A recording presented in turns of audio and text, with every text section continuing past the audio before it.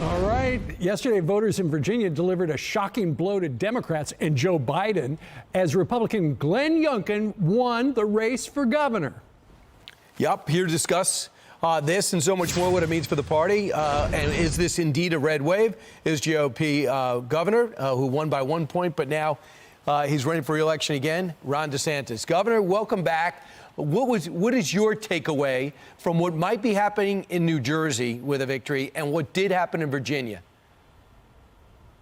Well, I think people are rebelling against what the Democratic Party stands for nowadays, the never-ending mandates and restrictions because of COVID, using our school system for leftist indoctrination rather than high-quality education, and then the Biden regime failures from Afghanistan to the southern border, gas prices, inflation, supply chain. I think you had Glenn Youngkin, who really, I think, did a great job, was a great candidate, and I think he really represented a contrasting vision that was much more appealing to the majority of Virginians. And I do think, Brian, this wave is building. I think it was strong last night, but I think it's going to keep building all the way into 2022. And if you go back to the 2010 wave that Republicans had, I think there's more dissatisfaction with what's going on in D.C. Today than there was at this time in that election cycle. And that is good news for Republicans, and that is bad news for Joe Biden and his regime. Governor, I know you have a precious little girl sitting next to you, and we want to bring her in. She's a second grader at one of the Palm Beach County schools, and she is facing disciplinary action, has been suspended for 36 days for not wearing a mask. She's been disciplined over 16 different times. Let's bring her in. Fiona, are you there? Yeah. Morning. Good morning, Fiona. So tell us about what's happening in your schools and why you've decided not to wear a mask. Right. I mean, for a second grader to stand up like this is pretty impressive. Right? And I'm not wearing. Go ahead.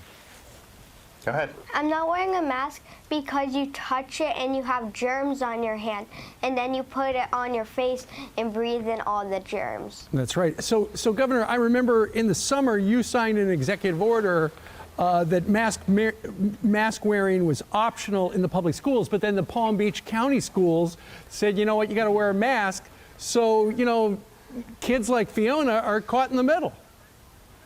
So we've had a lot of litigation since then. Fortunately, we're winning all these cases, Steve, and I'm going to have a legislative session come in, a special session, primarily to deal with protecting people's jobs against COVID vax requirements. But we're also going to address this issue of our Parents' Bill of Rights and making sure that we have strong teeth in it so that if you have a situation where Fiona's forced to do this, and that's not something her mother wants her to do, then the parent ultimately makes a decision. So we are going to strengthen that, and we're going to make sure that folks are able to go to school in the best possible way for them and for their learning experience. Right. Fiona, what do your friends say? What do your friends say about the masks? Do your friends like to wear them or not wear them? Well, they don't like to wear them, but they wear them at school. Yeah. Fiona, it sounds like you may have to repeat second grade because of the days off and the discipline. How do you feel about that, having to take this grade over again? Well, I don't feel good about that, and I don't want to take the grade over again. Because I've also been doing most of the work at home also. Mm-hmm. Wow. And this is something that the idea, they're not following Florida law. The school board members who defy Florida law, a lot of them cavort around maskless all the time in situations where they're requiring Fiona to do it. But to keep a child out of school for that long, that's totally unacceptable. And one of the things we'll look to do is give parents recourse so that if their kids are harmed from these out-of-control school boards, that they have the ability to vindicate their rights and their kids' rights. You would think they would have an alternative, just testing every day so that this young, precious child doesn't have to watch her friends go back to school and go on up to third grade, and she has to repeat, and her friends move on.